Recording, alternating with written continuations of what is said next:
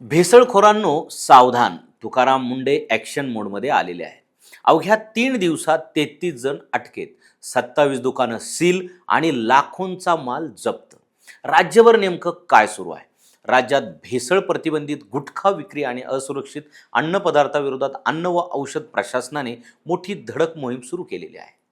आयुक्त तुकाराम मुंडे यांच्या आदेशानंतर 25 ते 27 मे दरम्यान राज्यभर छापेमारी करण्यात आली.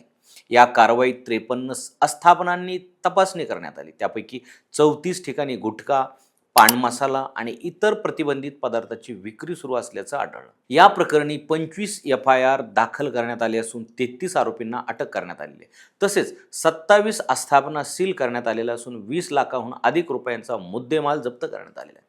इतकंच नाही तर दूध, खाद्यतेल, नूडल्स, आईस्क्रीम, मसाले, पनीर, तूप आणि इतर अन्नपदार्थावरही कारवाई करण्यात आलेली आहे.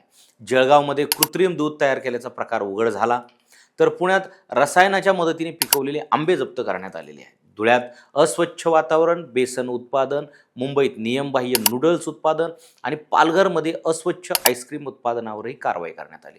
तुकाराम मुंडे यांनी स्पष्ट इशारा दिलेला आहे की जनतेच्या आरोग्याशी खेळ करणाऱ्यांना कोणतीही सवलत दिली जाणार नाही. भेसळखोराविरोधातील कारवाई यापुढे आणखी कठोर आणि सातत्यपूर्ण राहणार आहे. तुमच्या परिसरातही भेसळ होत असल्याची माहिती असेल तर त्वरित अन्न व औषध प्रशासनाकडे तक्रार करा, कारण तुमच्या आरोग्याशी तडजोड आता सहन केली जाणार.